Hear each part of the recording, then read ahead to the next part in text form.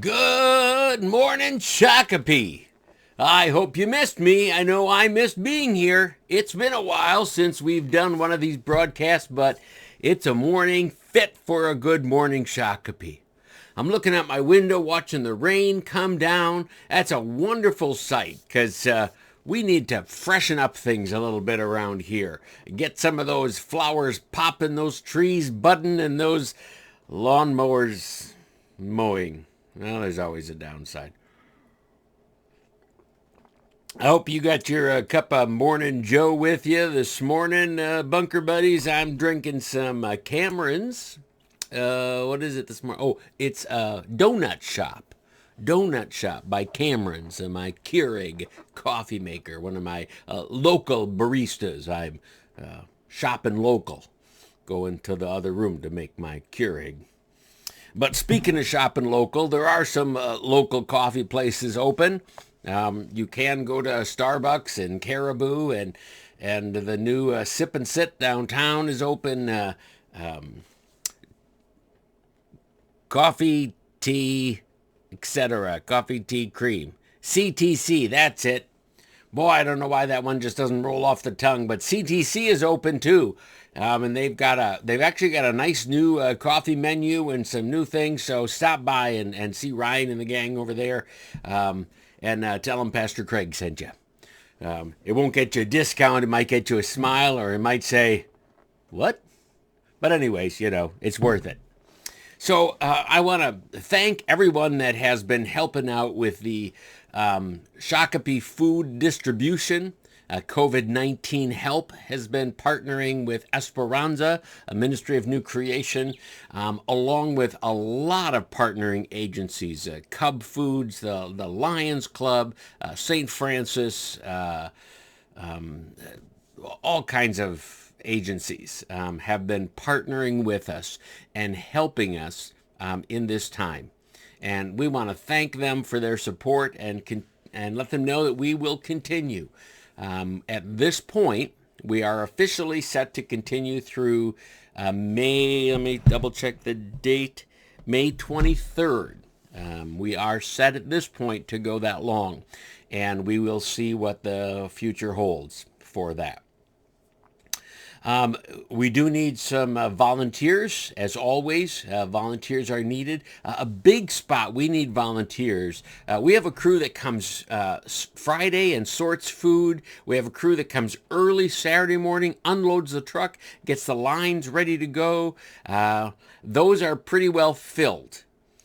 We do need a few people to work the line, but our biggest need is the crew that comes in at 12:30 that helps us kind of put everything away.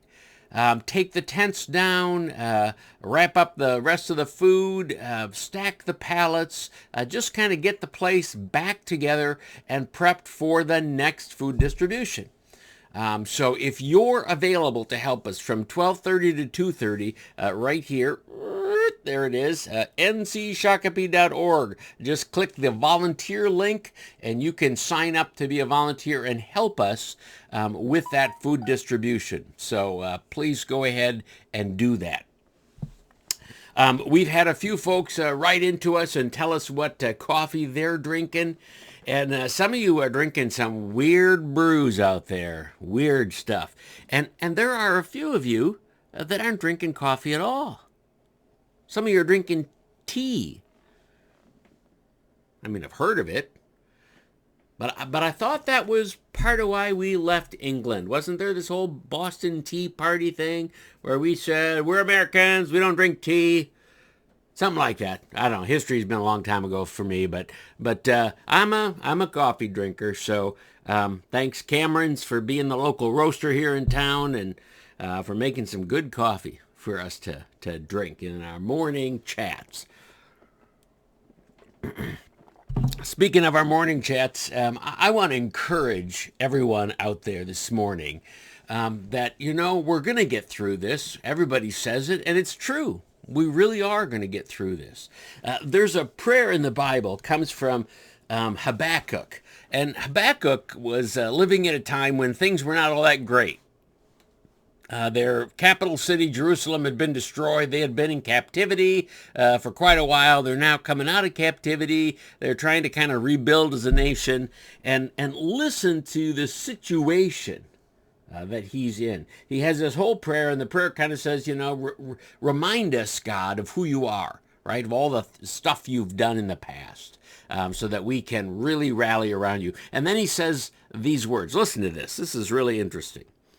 Though the fig tree does not bud, and there are no grapes on the vine, though the olive crops failed, and the field produced no food, though there's no sheep in the pen, and no cattle in the stall, yet I will rejoice in the Lord. I will be joyful in God my Savior. Though there's no food in the cupboard, and the toilet paper's running low, and I'm stuck in my house for another week, and I have no job right now, yet I will rejoice in the Lord my God, my Savior. He was up against some pretty tough things. No food, no buds, no grapes, no sheep, no cattle, and yet he could rejoice. You see, the goodness of God isn't based on the circumstances of the day. The goodness of God goes through the circumstances of the day.